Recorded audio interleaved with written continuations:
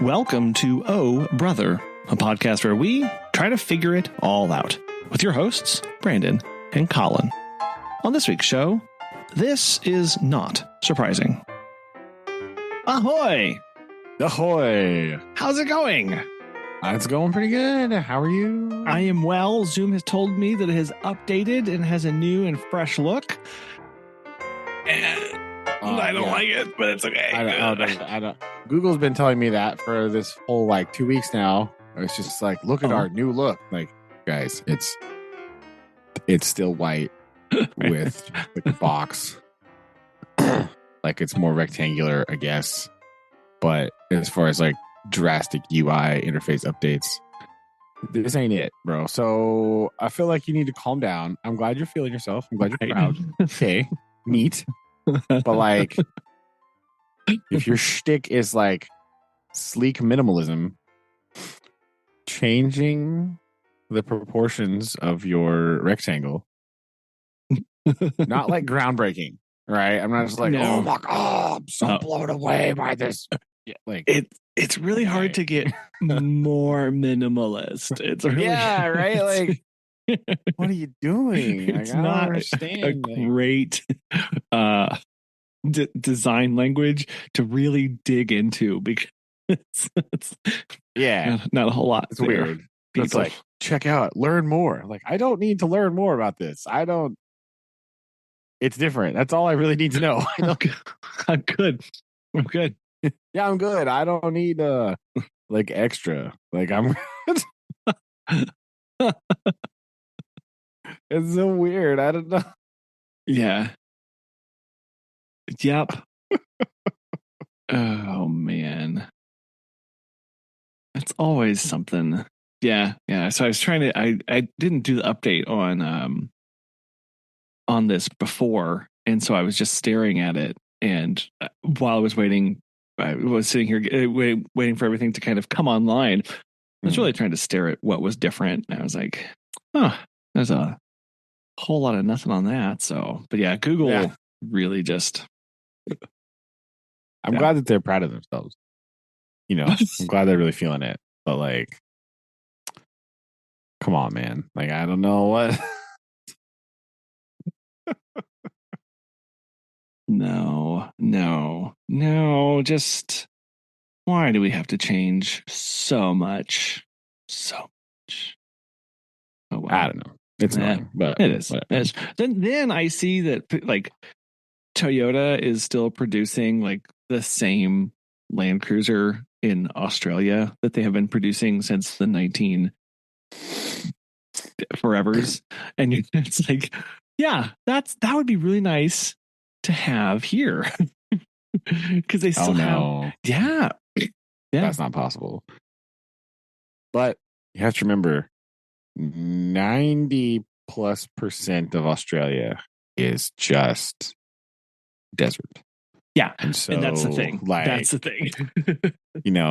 Do you need your market really doesn't need your newfangled rear view camera triple mount thing? They don't 360 view, right? Yeah. Overhead view, man. What are they gonna do? Hit a wallaby? No, they'll be fine. It's we have some other problems we have to overcome here. It's 12,000 degrees. That's it. That's the problem. That's all it is. It's just really hot and really dusty. Yeah. It's really dusty. It's large things of dust are just there. It's really weird.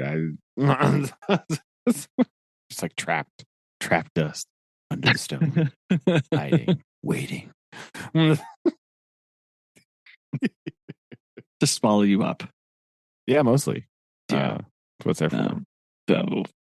Speaking, did you get blown away today by these storms coming through? Yeah, so we had storms today, but it wasn't super bad, right? I think a lot of it was north of us. I guess just north of us a little bit. It's like really not very far away is actually like flooding a lot. So I apparently Yes. they just missed us. Because literally feet away, they're like, "Oh my gosh, the street is flooded." I'm like, wait, really? That's weird. This is awkward because we're good. We're I don't know. fine. Yeah, so it's been a bit. It's a weird. It's gonna be a weird weather weekend here. I Ooh, think. nice. Yeah, boom, the triple dub. Yeah. Excuse me, as like being.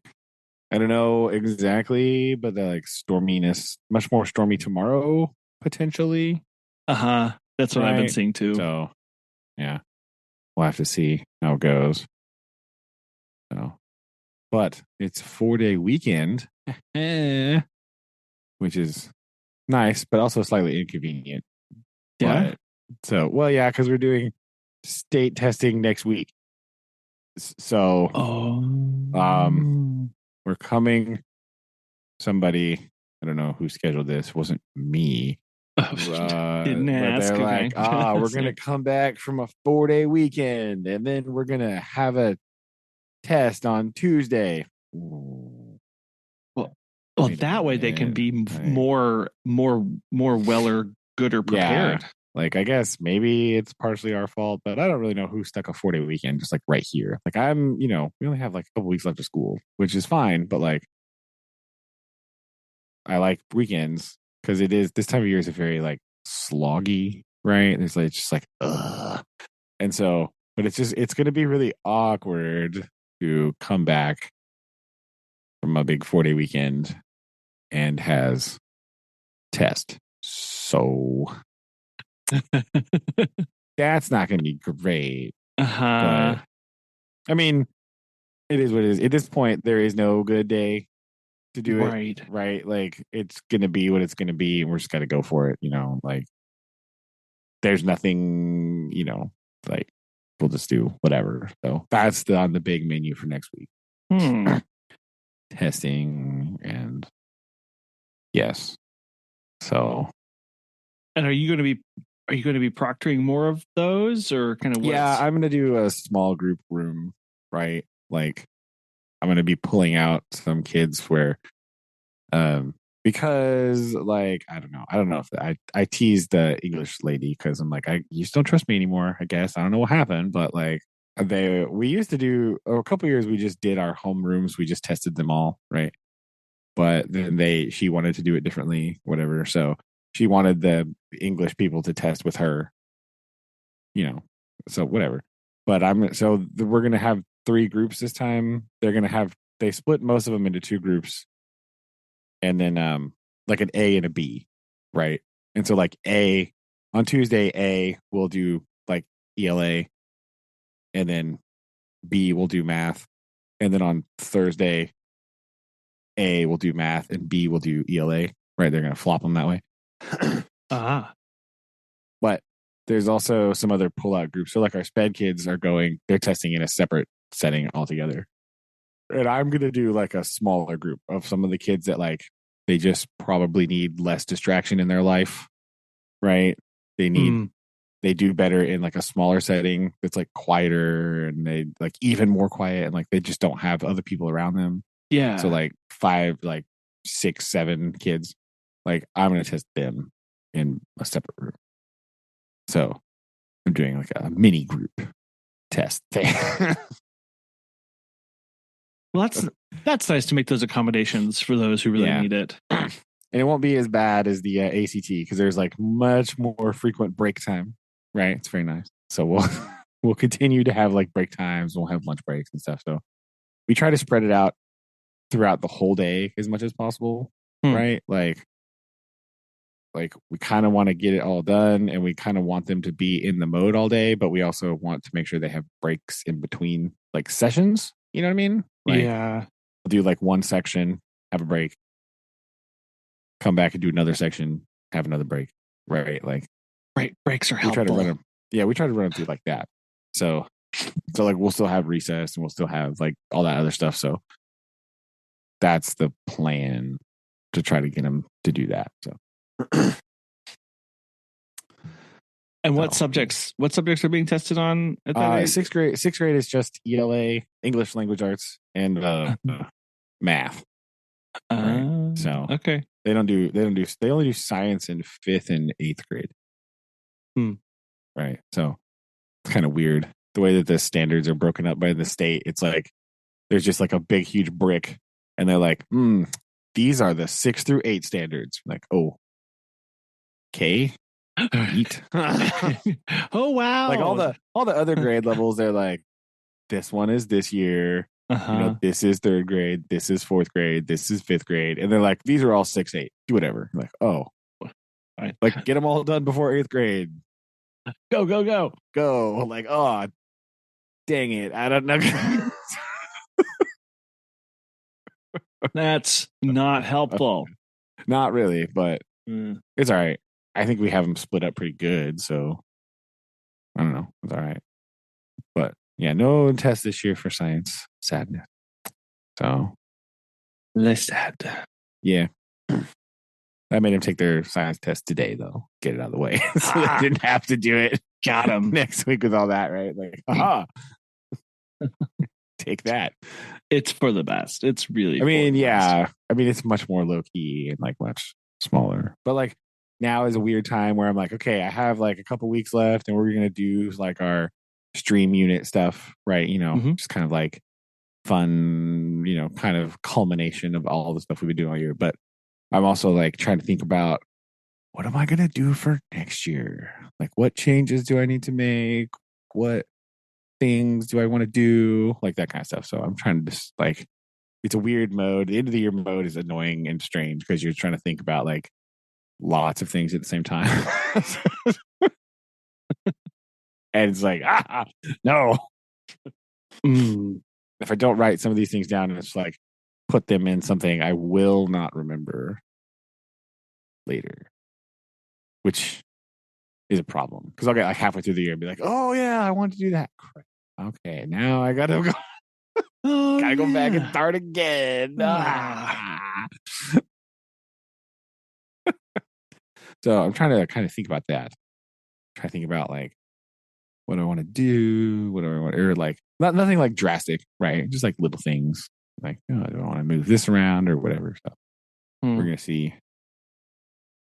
I'm gonna send the kids a survey, I think, about the side quest things, right? And just like kind of get a feel about like, was there any that you were just like, no, that wasn't really very good. Like, just to see, to kind of think about, is there any that I need to replace or do I need to move the sequence around somewhere? Yeah. Or what? So like, because overall it's been pretty good. They're not happy with me right now because our last one is our last one is like a video project, and I have called it building a better internet, right? And nice. It is they must make a short form video, right? But it has to be like talking about science facts, like factual science information in short form video, right? Because as we know, if you've ever been on the internet, a lot of those are really bad and they're terrible. Or they're like try to tell you why the earth is flat. You're like, bro, what? I don't like fall down a real deep rabbit hole all of a sudden where people are trying to tell you that space isn't real. That NASA is just like a CGI manufactured thing. You're like, what? Yeah. Somebody hurt you. Okay, we have some other issues we have to work through here, guy. Like, I don't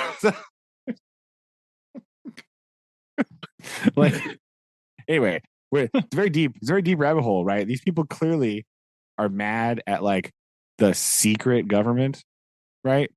But like nobody's told them like you can be mad at the actual government. Like they suck too. Like you don't right. You don't have to be mad at like a secret group of people, like the actual group of people. You can be like, yo, do better. What are you doing? Like what? That's allowed. Like yeah. It's very strange. Conspiracy theory land is very strange. But anyway, we're doing the short form video contest, right? Not contest, but like they're doing a short form science video. But I may have forgot to tell them that once they submit their video to me, I am posting them on Google Classroom for the entire 6th grade to look at. So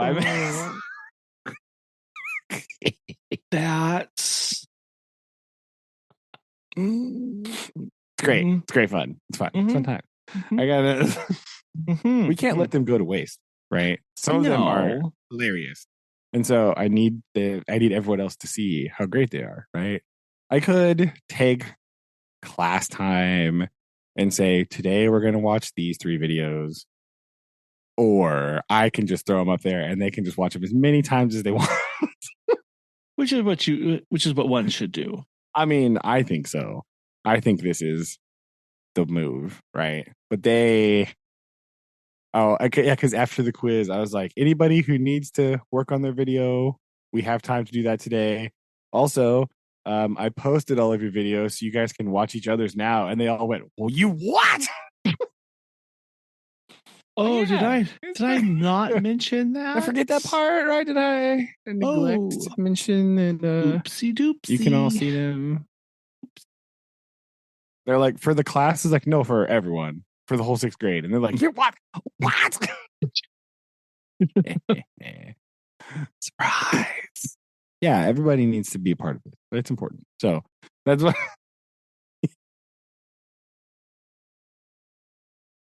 Right. Well, that's what I've been up to today. It sounds very fascinating, right? Like, so we got making 6th graders mad at me. Best hobby. Like, it's one that keeps on giving. That's for sure. It really does. It's like you never run out, right? You'll never be like, oh man, can't do that anymore. No, there's always things to do, right? It's great. But yeah, not super exciting times here, right? Like winding down and a lot of just like weird, random nonsense. I'm trying to pawn off my bookshelf on people because I don't want it anymore. Oh no! What? Okay. I have, like, when I became a teacher, right? Here's what happened. Like, they were like, like a lot of random people in the school were like, "Oh, you need to have books in your room," and then just like dumped books on me, right? Unwanted for books. Yeah, unwanted books. Yeah, okay. Yeah, and so like these are all like like grade level readers, right? Like fictional books, right? I am also currently culling the nonfiction section because, as we talked about, oh boy, there is some beautiful out of date things. I'm gonna keep a couple of them just for the lulz, but like for historical, look backs. But for some of them, the ones that had I think I got rid of some of them, but I did show Susan some of the ones that they were like old library books and they still had the card in them, and they were like people that are older than Susan that like they were the last people to check these books out. Wow. She was like, oh my gosh, I remember these people. Oh, that's fantastic. Anyway, we're getting another 5th grade teacher, and so I was like, hey, do you want some books? Because she was like any of them? I was like, on this shelf right here, on this shelf right here, take any of them that you want. Oh no. And she was like, well, what if someone else wants them? I was like, I'm only asking you. That's it. Right. Only you. And if you don't want them, they will disappear. And she was like, all right, okay. Done. But I want to turn my bookshelf in that, like, we don't really read them, right? Number one, the ELA teacher in 6th grade has just more books than you can possibly know what to do with. Oh, anyway. I bet. So I don't really need them in a science capacity, right? You know, just not really the vibe. I would rather focus on like nonfiction books just to have around for like reference material. Well, sure. You know? Yeah. And so I'm going to try and turn that shelf into like the project shelf, right? So when we have just stuff instead of it laying all over my floor everywhere. Oh, come on. We're You going to like have that. I mean, I don't normally care, but a couple Uh-huh. times this year I was like, oh my God, what is happening? And then because they're irresponsible little angels, right? They just lay it somewhere. And then they're like, Huh. somebody took my stuff. I was like, where did you put it? And they're like, in the middle of that pile of all that other stuff. I'm like, I wonder what could have happened. Like, you asked No for one, this at that point. yeah, That's no one could have guessed that could happen. this is Heck, not man, you're surprising. ridiculous. Like, yeah, not even a little bit. Like,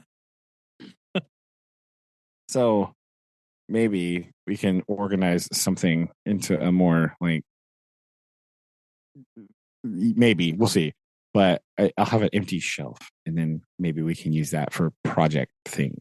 So, like, as we have these science side quest things, or like other just class projects in general, we can have a place to put them while we're in the middle of making them.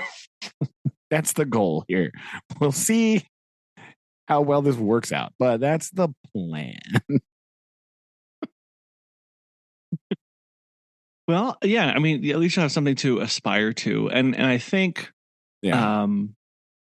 I think at least having that will be beneficial. You can point to like, no, it's not pile, right? We are trying to not be pile right now. Yeah. Yeah. I don't know if I'm going to get bins or if I'm just going to like, I don't know. I don't know exactly the plan, but I need shelf space and I have none. And so vacating a lot of literature that nobody in my class is using and have not used for several years, right? That's the other important part of this. Like, it's not like they know we didn't use it this year. It's that we'd never use it. Ever. Oh, yeah. So it's just kind of in the way and taking up space. And so I kind of just need to let it go away, be gone, and see what happens, right? That's what I need to do. And then focus on my nonfiction section. Hopefully, I would like to get it to a place where it's like more appropriate books that are sort of like by unit or something, right? So that I can just be like, Oh, hey, if you want to like have like extra things to do, you could read this box. Blam. Or the this. point. Yeah, to point to that. Yeah, that'd be To nice. kind of have them like sectioned off. Because right now they're in like milk crates, right? So the ultimate goal, which would require a lot of work, and so I don't really know how I feel about this currently, but I do to have them be like, oh, this is all like, certain like all of these are like a certain type of like all of these are like weather science related. Bam, you know what I mean? Mm-hmm. And so that you could just like point them in a direction. I was like, if you have extra time, if you want to have extra reading time, if you want to do stuff, we can use these now. We can like get them out and like have them around. That would be much more useful, I think, than just sitting in a corner. So that's the ultimate goal. I don't know how motivated I am to actually get that part done, but I think I at least have a plan. And the first call has already happened. So that's a good step in the right direction. Okay. Right. When you've seen that space kind of already open up just a little bit. Mm-hmm. Thinking of all the possibilities. Yeah. So that's been kind of handy. Like, I just got to get these things out of here. Like, so much. I don't like getting rid of stuff like that, but that kind of stuff, like, I don't really need. Like, I still have these other big bins of just like stuff. And I don't even know 100% what's in all of them still because I don't use them very much. But every once in a while, I'm like, oh, I need this. And I go rummaging around in there and I grab something out of it. So it's like, it's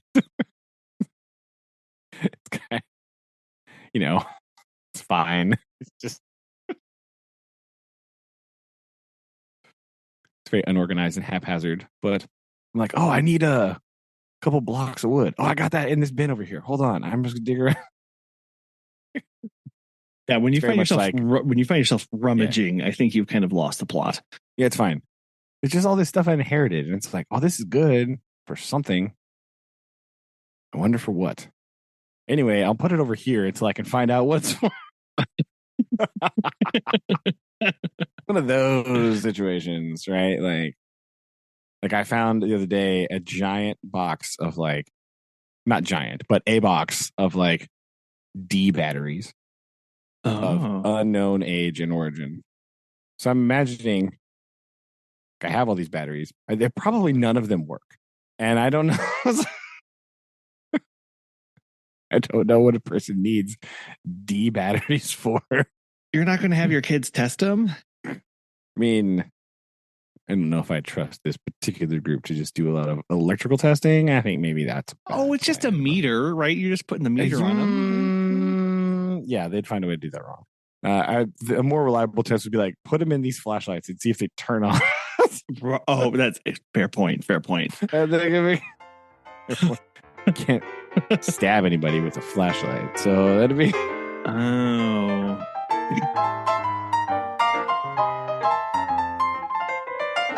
But yeah, this is that kind of random end of the year mode where I'm just like, what am I doing? I don't know. Plus, I'm like, why haven't you turned your assignment in yet? Get over here. I'm going to karate chop you in the head. Stop it. Right, where you just find yourself trying to corral everything and still stay on target and hit things, but also like recognizing just all the immense limitations that you're faced with constraints and I don't think many people really appreciate the like just how quickly attention spans kind of deteriorate towards the back end there. Yeah, mine too, right? Not yeah, exactly. It's not, and not all just the kids. Oh no, it's also mine. So yes, that's just where we are currently. Just sort of this like mopping up mode. Like I have a lot to do. Yeah. Not of it's like not real motivated to do some of it, and I just need to.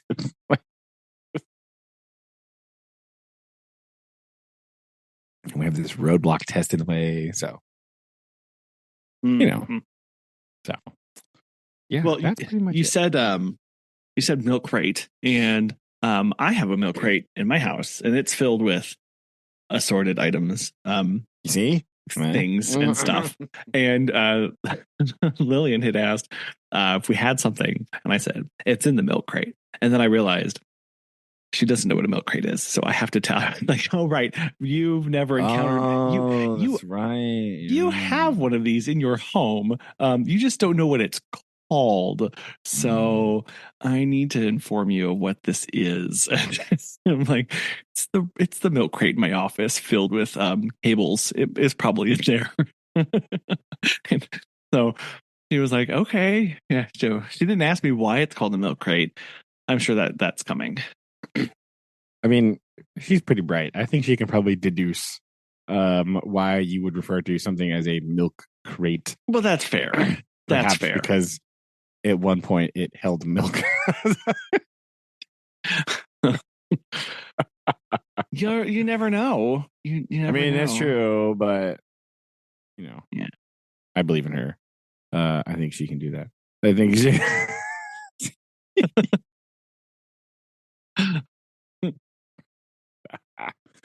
Oh my goodness! Yeah. Yes. Well, it's been training people this week. Okay. So we have more people now. We have some more people. Hey, all right. Good. So that's always a step in the right direction. It's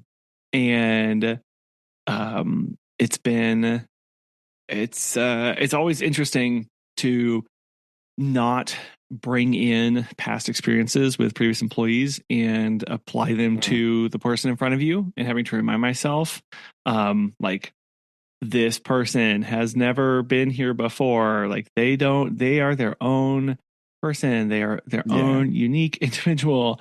And I can't bring like my anxieties or my frustrations from the previous people. And because that's just not fair to them.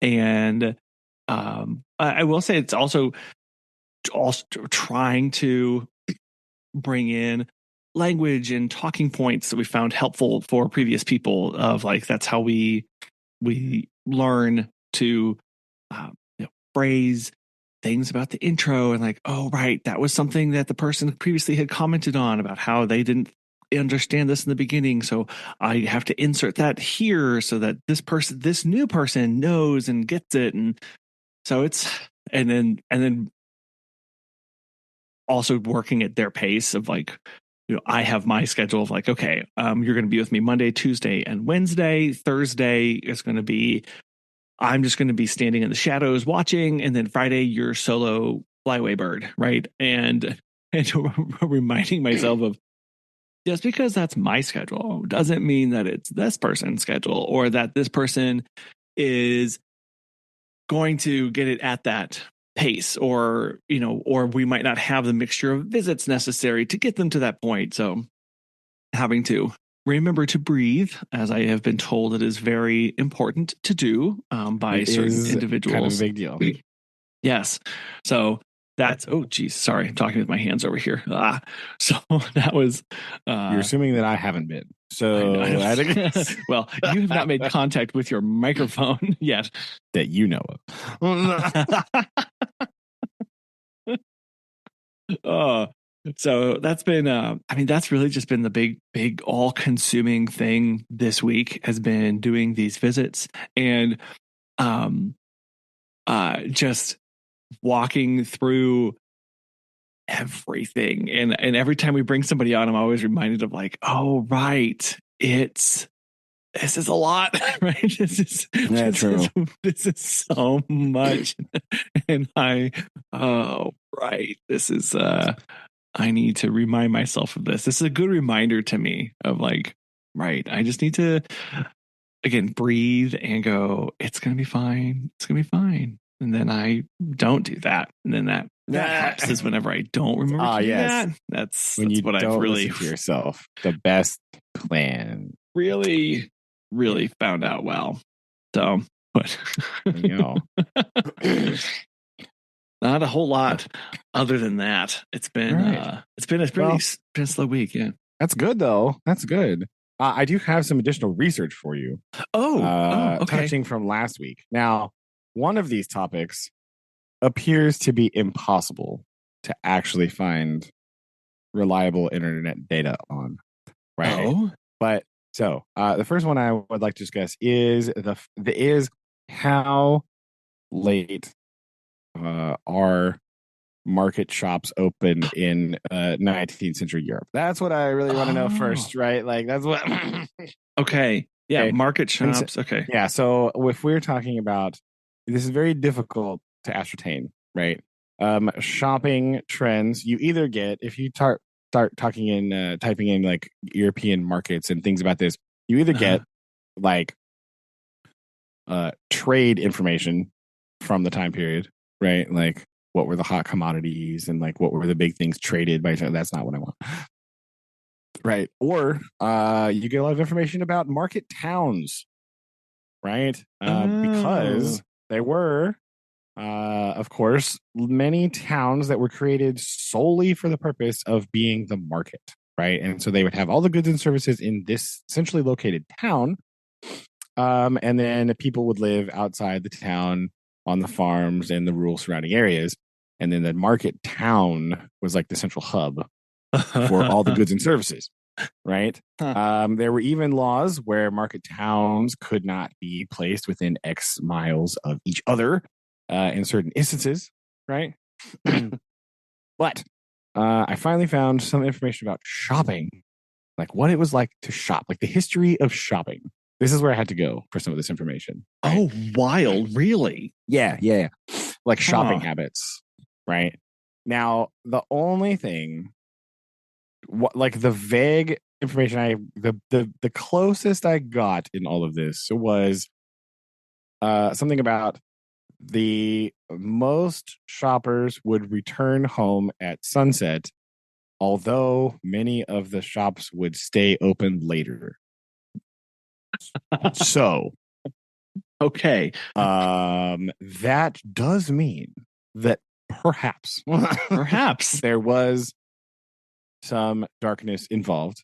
And Also, candles specifically. And candles, yes. And a lot of them would open around 6 a.m.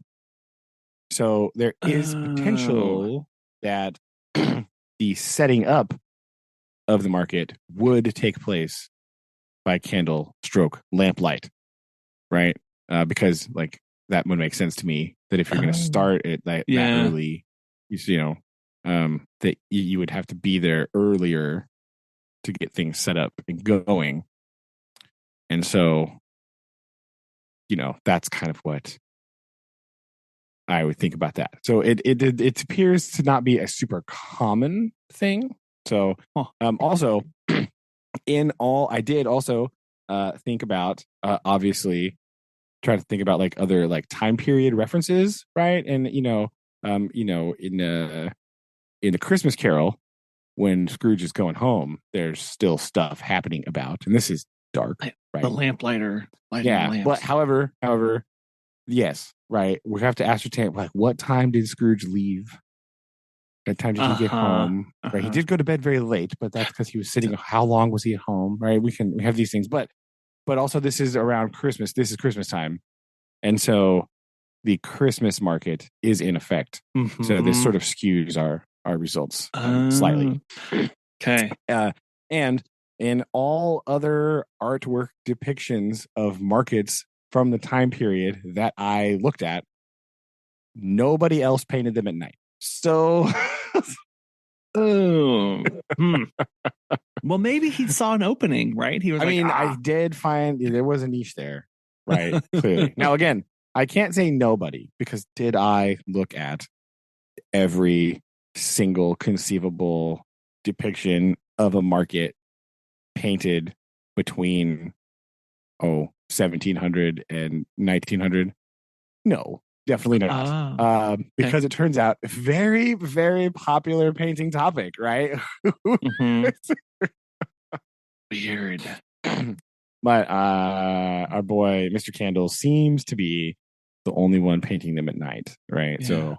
But it could plausible, right? Not 100% confirmed, but I think there is some plausibility in this, right? People coming home late, perhaps the late crowd from like the theater, maybe the opera, something, right? Stopping by on the way home, or people setting up and people getting there early to find the best deals at the market, right? Because right, if we extrapolate based on now, if you have a garage sale and you say we are opening at 9:00, somebody will be at that garage sale. Yeah, between usually named 8:15 and 8:30. yeah. Hey, it's fine.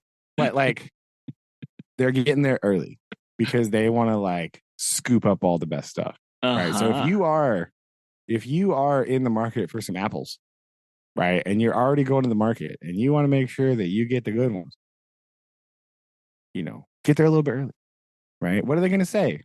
Someone's like, hey, I'll pay you this money for these apples. You'd be like, no, thank you. I don't want them today. No, that's not going to work, right? Because when you have a garage show up, you're annoyed. And it's annoying because all of your stuff is. But when they buy stuff, you're like, okay, have a good day, sir. See you later. Bye. Yeah. Yeah. You're like, well, that was easy. Yeah. My quick research here. Wintertime in Amsterdam. Sunrise around 8:40 a.m. Sun sets 4:30. Yeah. So in the wintertime, right, the sun does set very early. And we know that, people were still doing, and if you're used to like buying stuff up until, because in the summertime, sunsets like, 9:00. So like, there is a potential winter component here, fall, winter.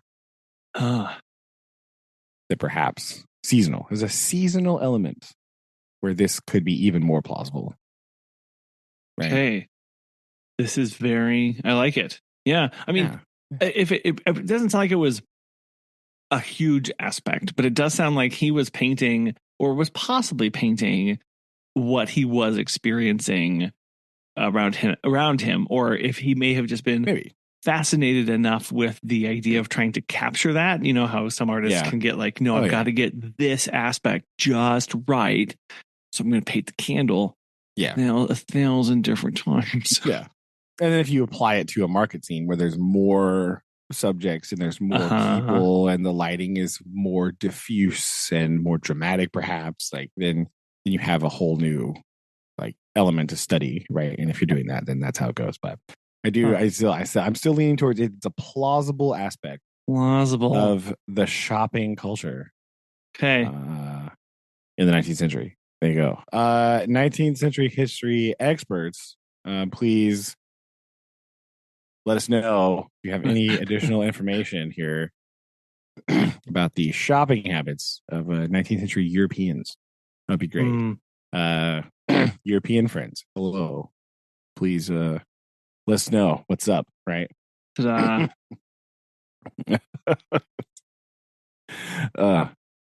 second research into your Mink baseball league here a little bit. Oh yeah. Right. Okay. Right. Okay. So this one, a lot more cut and dry, right? A lot more. Oh, okay. Well, not good. A lot. Eventually, I found more stuff. Right. There's more concrete evidence here about this, and how it worked. Right. Okay. But the original league, right? It was a league associated with like the Major League Baseball people, right? But it was never real big. There was never just like tons of teams in this thing. So it was always kind of small. And interestingly, it did say that like even though it is named Missouri, Iowa, Nebraska, Kansas, those four states did not all have competing. They did not all have teams in the league at the same time, like ever during its actual time. So it's just which is weird. The possibility of them being there. Yeah, like one year it was like Kansas, Nebraska, and then one year it was like Iowa, Nebraska, right? Like it was very oh my gosh. But not always.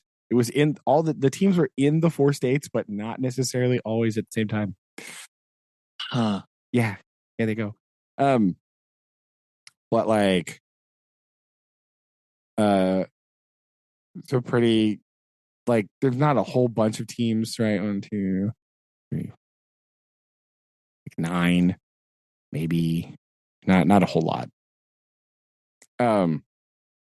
But it just didn't. It wasn't making very much money, right? Not a lot of draw power. Although, interestingly, this goes in with you here. I think you would like to know that many fans traveled by train because the Missouri Pacific serviced all the league towns. Oh, yeah. So they. This is what I'm talking about. So fans would just travel around to all the towns on the Missouri Pacific Railway. Right. Yes. Yeah. That is necessary. More of that, please. Yeah. But one of the major downfalls, not major, but one contributing factor that is noted to impact the league's success were the Sunday laws of Nebraska and Kansas. So if you're playing European friends, you'll love this. In many states, even today, it is illegal to sell alcohol on a Sunday. I was also researching. Apparently, in some states, it's illegal to sell cars on Sunday too. Cars? Yeah. Really? I didn't know that. I was just like, "What? There's more? Like what?" Because it said such as, and then some states don't sell cars there, which is odd. But yeah, So it's not uncommon for things to be closed on Sunday, right? Just for have a days off or for religious reasons or anything like that, right? That's normal. But they in a lot of U.S. states there is no liquor sale on Sunday, and you know where people drink a lot of beer? That would be baseball games. Baseball? Is it? Would it? Huh? That's It crazy. Could be. And so if you, I think sometimes with like when certain towns were playing on Sunday, like not as many people would show up because they were either otherwise engaged or they could not buy things. And so they're like, stay home. So that is one of the possible contributing factors to not the like sole, obviously, but is a factor that could have impacted the success of the league, right? So like some of the Nebraska teams, if they had a home game on a Sunday, they would have to play their home game in Kansas, right? And that's just awkward and this whole thing and whatever. So yes. But eventually they just kind of like petered out and just like not enough teams, and teams would like, I think the teams were leaving this league to go to like slightly bigger, more visible leagues, right?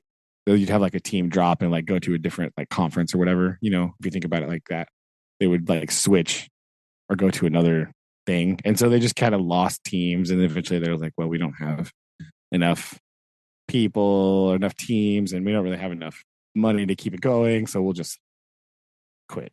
Like we'll just call it off. And I think the teams went and like maybe they went to other leagues or whatever. But that was the a little bit more of the story around the MINK League, 1910 to 1913. There you go. There's some. Okay. That's still going. I was going to say strong, but thanks to Joplin, not so much anymore. But that's true. Well, it's still going. Still going, yes. Still around. Thanks to you, Joplin. Joplin helping nobody. Gosh. Yeah, ever.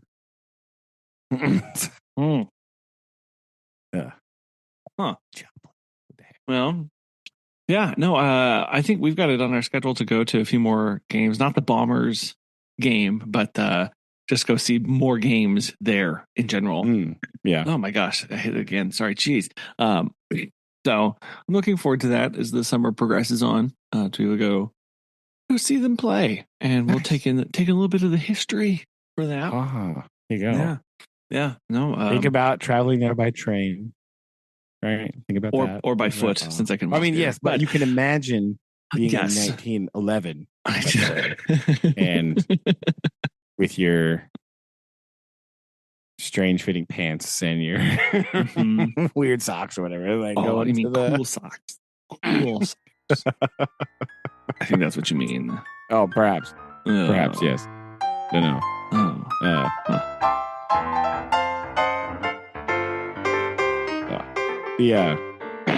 I had something else I wanted to share. We have a little time here. Oh, yes. Because I was so tying back into testing time, right? Testing time. Obviously, arts has a lot of components that you must study and go over. And one thing that we have to talk about a lot in sixth grade is figurative language, because there's a lot of it, right? And the hard. Oh yeah. So the hardest thing about learning different languages, right, is you run into the figurative language, right, and you get hit square in the face.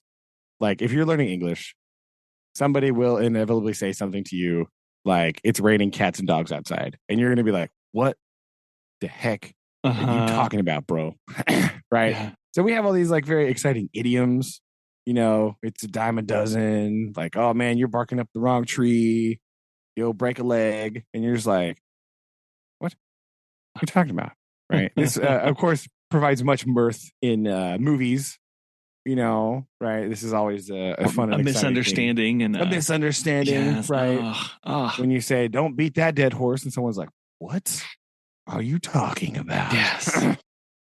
Right. So, I found this random article today. Is entitled? It's from Mental Floss, right? You boys over at Mental Floss. But it's called 20 Delightful Idioms from Around the World. And I was reading it, and I was like, "What the heck?"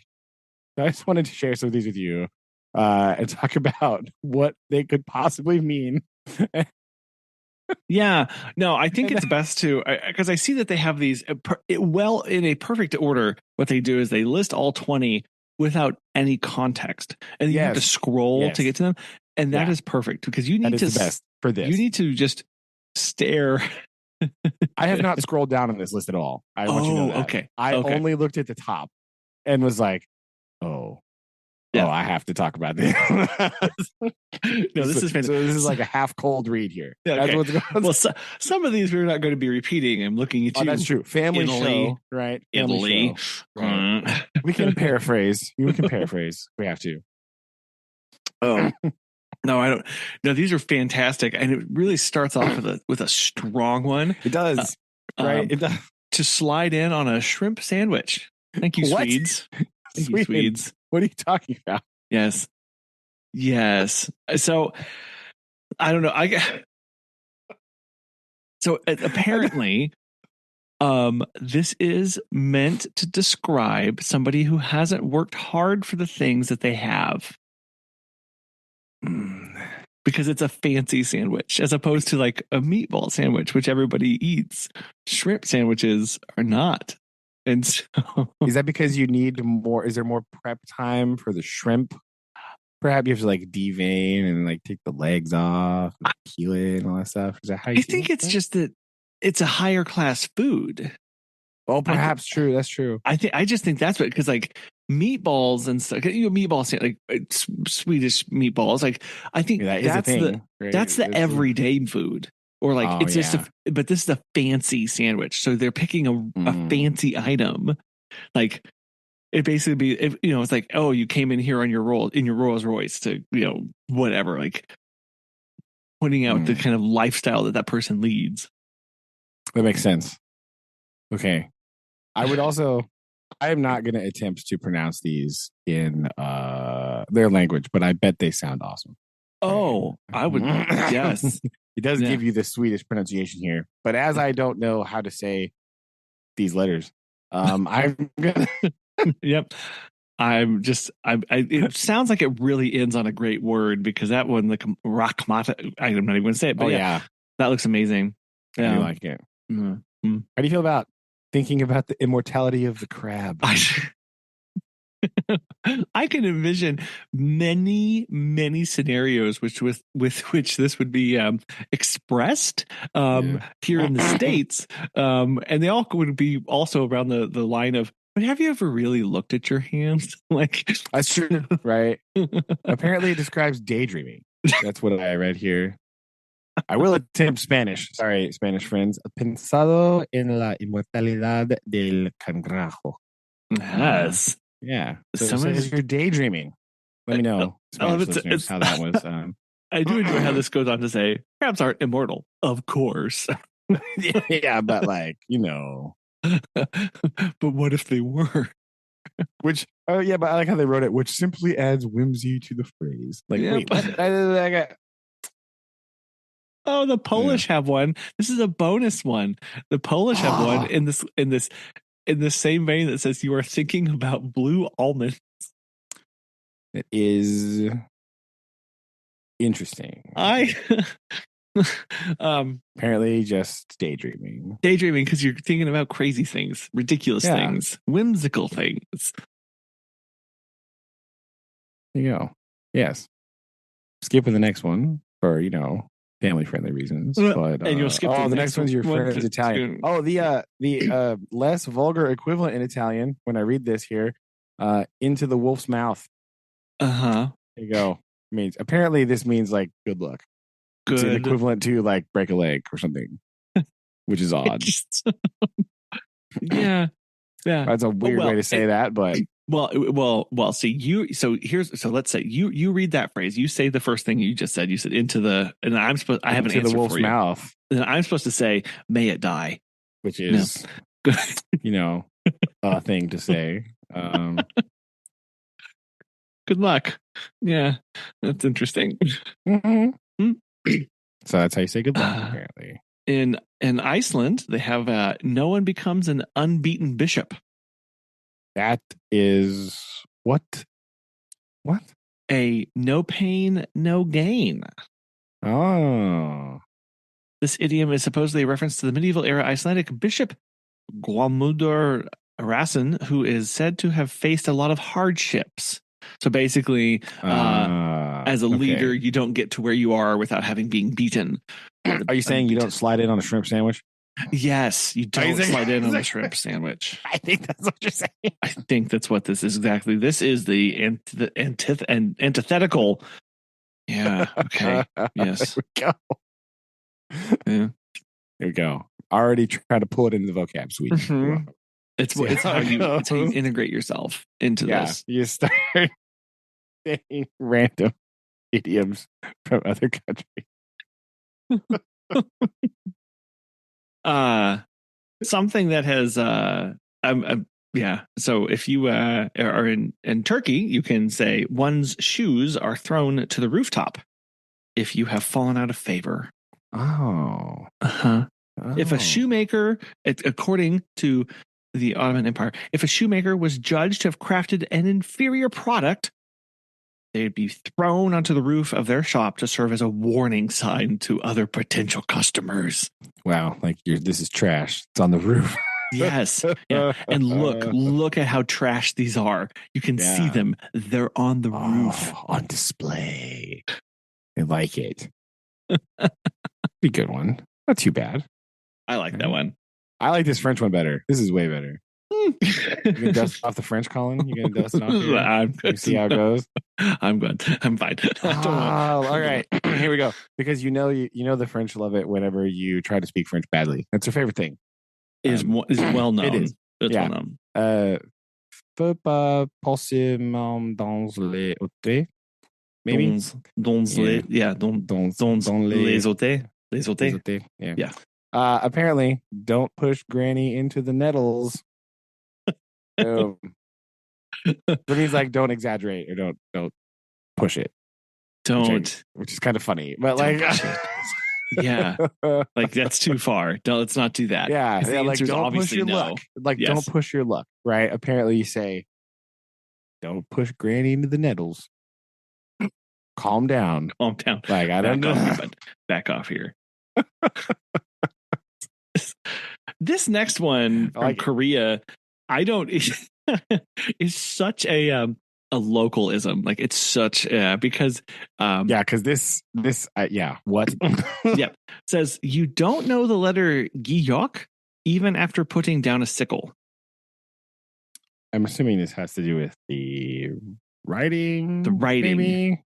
Yes, it's although this idiom may seem nonsensical in translation to anyone familiar with Hangul, the Korean alphabet, it makes perfect sense. The first letter of the alphabet is giyok, or I'm not saying that right. So it's considered the most basic letter. It's a right angle. And it also happens to be shaped like a square.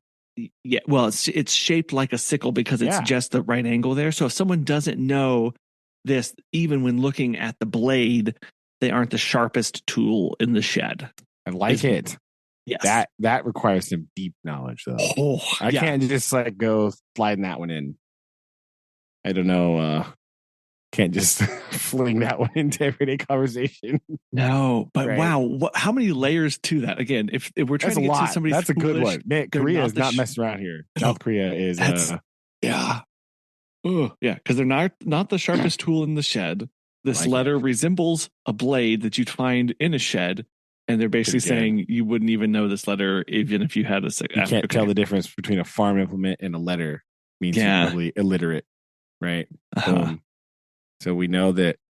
I'm assuming this is only said by South Koreans because this ain't funny, and that doesn't seem like a North Korean thing. Zero humor. Yeah, and they might actually not know the difference because they don't get to learn how to read and write.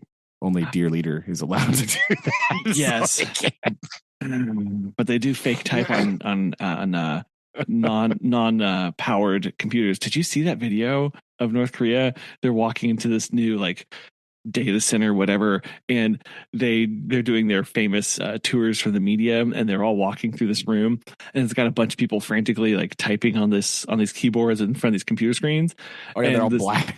Yeah, no, the guy stepped around to look at the screen, and there was nothing on it. Yeah. I'm like, that's. Ugh. Have you? Yeah, I don't know. Have you? Have you ever been on North Korean internet sites?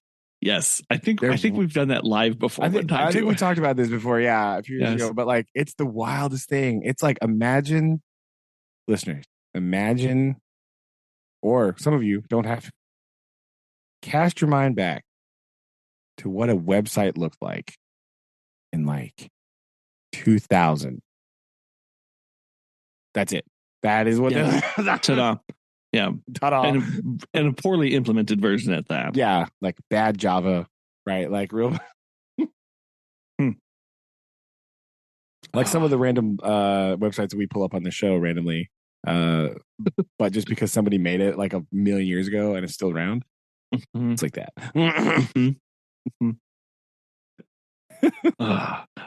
This next one, by Afrikaans. Afrikaans, so Southern Africa here. Scare with a puff of peas. I like this one. I do. This is people who scare easily or are afraid of their own shadow. Very nice. Because you could scare them with a puff of pea, something that is not scary. Yeah, but very innocuous. A pea, right? Unless you're a princess, of course. Other than that, very good. I like that one. They also have another one for scaredy cats, and it says somebody is they're afraid of cold pumpkin. Well, you know, as one is, as one can right. be. I guess that's because pumpkins are also not inherently terrifying. No, exactly. Yeah, but cold. Yeah. It's all just unless they're in the hands of a Washington Irvine character, then perhaps. Then only then. Only then. Only then. What do you think? Without looking here, what do you think? There are owls in the bog mean? What do you think? I haven't a clue. I haven't. The Danes are really pulling something on this one. There are owls. Yeah, that's a good. I couldn't even know. Something I don't know. Again, all of these just are sound like a phrase of something that's like foolish or ridiculous or silly. Because again, translation is hard, but also the sayings are meant to convey a feeling or emotion or concept, which is hard. So I have no. Well, I mean idea. that's true. Like that's the whole point of an idiom, right? It's like a phrase that doesn't mean what it says, right? That's kind of the definition of an idiom, right? Like it's a thing that means not what you think it means, right? But apparently, it's described something as suspicious or fishy.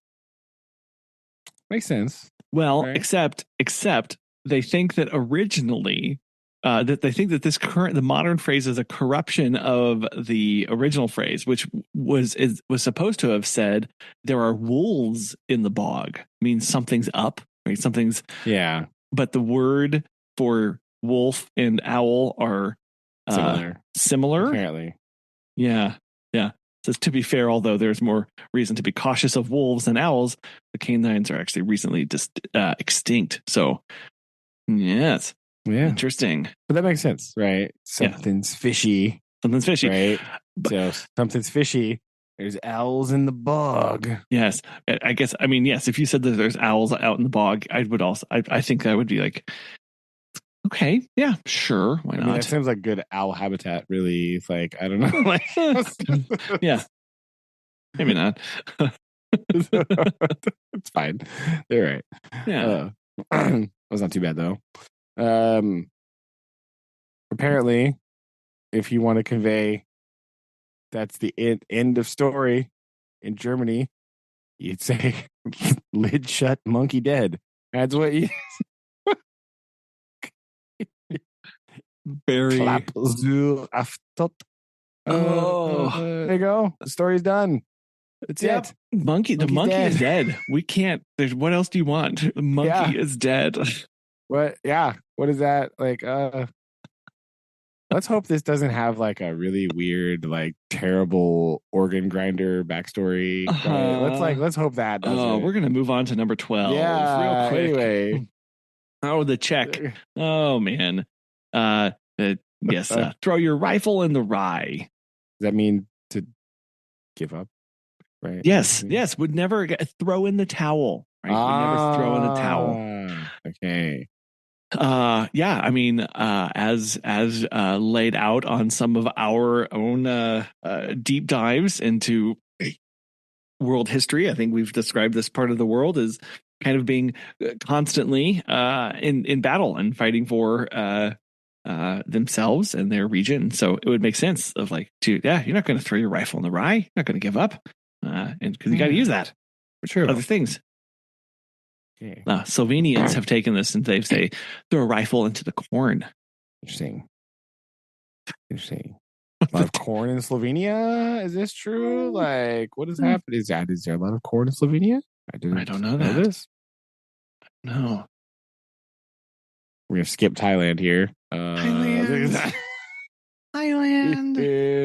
What is this? What is this?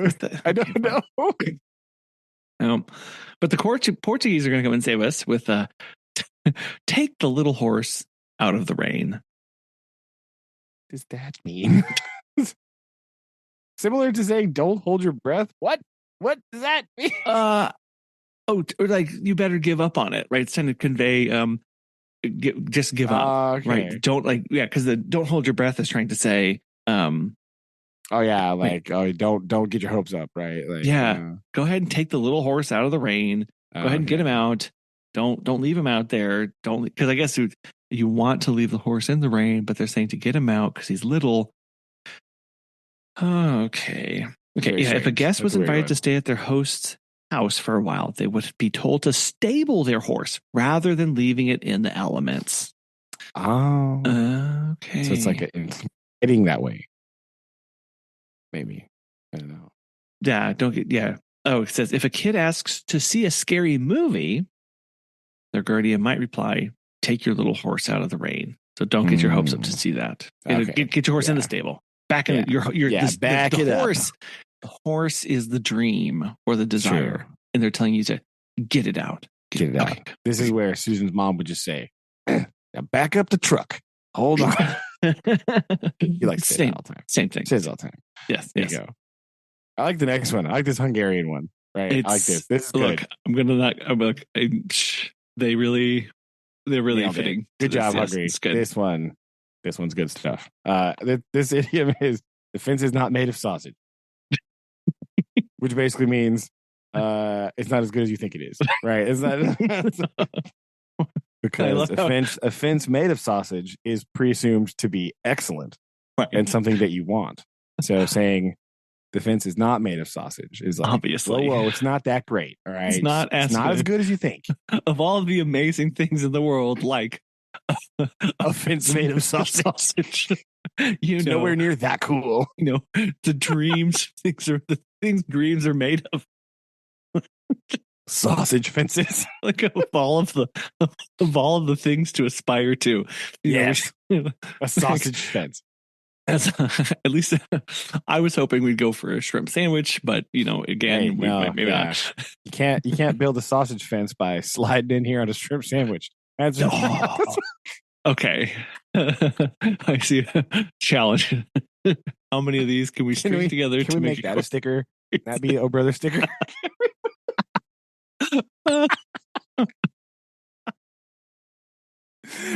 That's our motto. There you go. Put that on the flag. Changing the tagline. I'm changing that. I'm doing it right now. Can't build. That needs to be a sticker real bad. We gotta figure this out. Gotta have this to happen. Even if I'm the only one that buys it, I need. Oh. Yeah, I'm gonna have to get the artwork for that's gonna be great. I would need that. Okay. Yeah, can't build a fence of sausage by sliding in on a shrimp sandwich. Okay, that's right. Like this. Can't.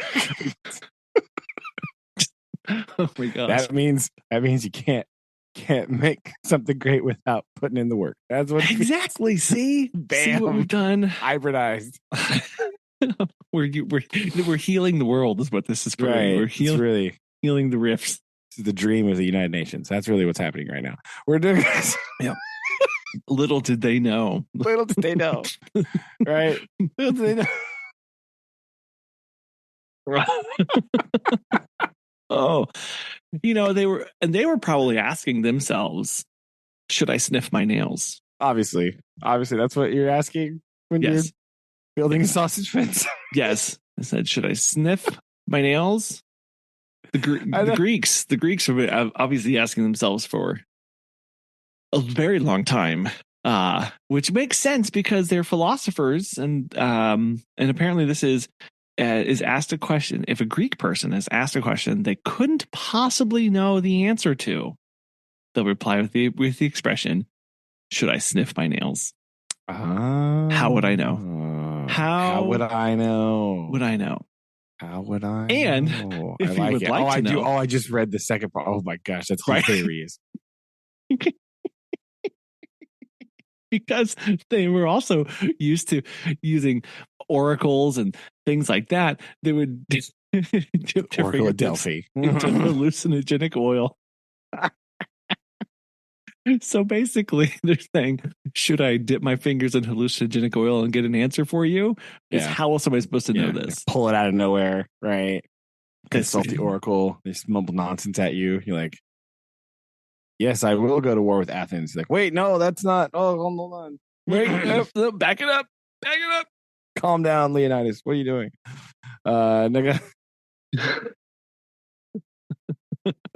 Speaking of the Greek mortal enemies, I have a saying from Persia, right?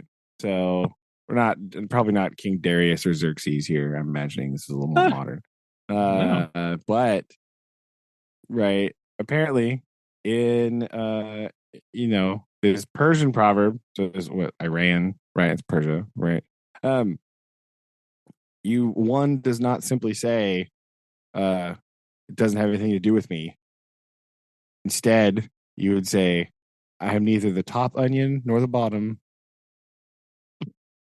Bam, got nothing to do with me. I'm not I'm not the top onion or the bottom. Whatever. No. Get out here. No, I'm useless here, basically. Oh my gosh. Yeah. I love it. Ugh. Wait, who's next? Japanese. What? Okay. That's a weird one. Don't let your okay. Don't let your daughter-in-law eat fall eggplants. Yeah. I don't have enough gardening knowledge to know if that's good or bad.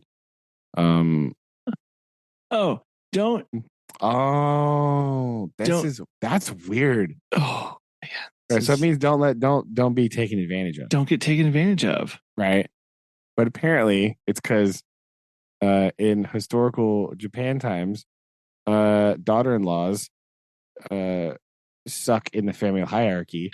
Yeah. And you don't want to waste really good fall produce on a lowly daughter-in-law. So don't let your daughter. That's, man, there's a lot to layers to that one. Yeah. Sticking with the gardening theme here, the Hindi have you are a radish from Whichfield. Oh, means like, who do you think you are? What makes you special? I like it. Right? I don't remember that in the Bollywood challenge. No, I didn't see that at all. Didn't either. Collin still hasn't finished his movie, by the way. I still haven't. Still, Amazon will every now and then pop up and like continue watching, and I'm like, yeah, next. No, at this point, it's a meme. It's not. I can't do it now, right? Yes, you have to start over, and that's. I think I can get caught back up pretty quick. I like that one. You're a radish from Whichfield. You're a radish from Whichfield? Yeah. Oh, I love it. Yeah. Okay. And rounding us out here. Oh, our friends from the Ukraine have a lovely saying, which is interesting because I didn't know that they had these there. But you want to, if you're going to be, what does this mean? Oh, if you're going to help somebody, right? You're going to, oh, no. This is more of a threatening way. Hold on. If you're going to show them what's what. You're going to show somebody what's what. You're going to teach them a lesson. I misread that. I said lesson. I was like, oh, helpful. No, no. They're going to show you what's up. Going to tell you what for. You're going to show someone where the crayfish are wintering. You're going to show someone where the crayfish are wintering. It does sound a bit threatening, right? Like, it doesn't really sound like a great place. I don't think I would want to hunt for crayfish in the winter. Where it's freezing. Which in the freezing water cold. And muddy. Yeah. So, makes sense, right? That does sound, here, it does sound a bit like a punishment, right? Go catch the crayfish in the winter, right? Show you where the crayfish are. I'm going to bust that one on 6th graders. Just stare at them. Like, I'll show you where the crayfish are in the winter. And they'll be like, what? That'd be great.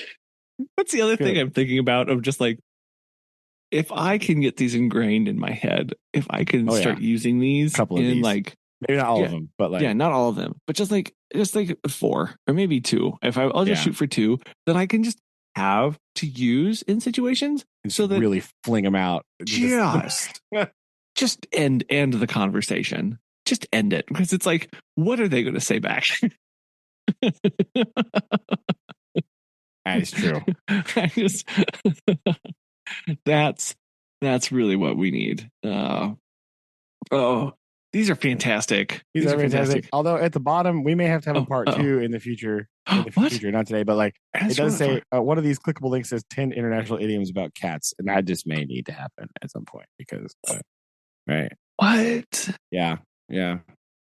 Or if we want to make our French friends even angrier at us, we can do the 20 French phrases you should be using and say them all in butchered French again. Oh, yes. And maybe absolutely. So we have to have part 2. Maybe next week we'll do part 2, the cat one. I think we should do the cat one next Adding week. to our lexicographical knowledge. It's expanding our knowledge. Yes. This is exactly. I'm just going to go ahead. I'm actually going to document right now so that we don't. Oh, there we go. Forget about it. Mostly, I'm not going to read that until next week. The cold read was the way. Cold read. But I do have to have it in there. Otherwise, we will not be able to find it again. Yes. I'm just going to put it in there. I'm going to be delightfully surprised as to what that is. Yes. Yes. Well, this was a much better way to end the conversation, because I was going to go on and talk about what I learned about the Towers of Silence this week. Oh, my. All right, maybe we'll start. We'll start with that next week.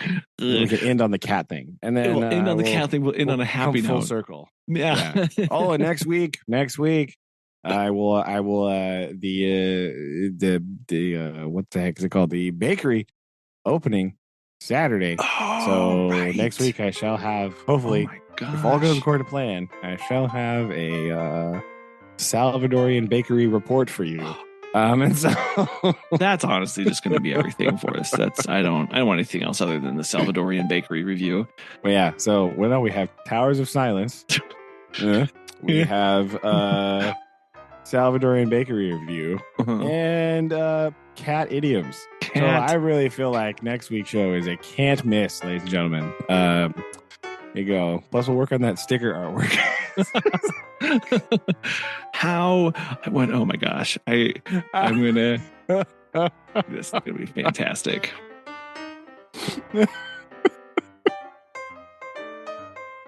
So many possibilities here. I just need a sticker and a coffee mug is what basic. Boom. Yep. Okay. Well, with those aspirations before us, we'll end on that bombshell. All right. Okay. Love you. No haiku from you this week? Oh, yeah. Sorry. Oh, I completely forgot. Dipping out here. No. Hold on. No. I've got one. Okay. Actually, we'll tie it all in a bow. Okay, ready. Okay. Summer lights glow bright. Young bombers round the bases. Crowd cheers through the night. Because back. First stadium west of the Mississippi with lights at nighttime. Look, I don't want to have to explain it, but also, that's good. That's right. That's okay. That was a good one. I like it. So, okay. Well, we'll end there. And all right. I am just going to now blow up your phone with images that AI is going to make with our phrase. Yes. This is also slightly terrifying, but it's okay. So with that to look forward to, well, that's now we end. Ha ha. Aha. Love you. Love you too. Bye. Bye.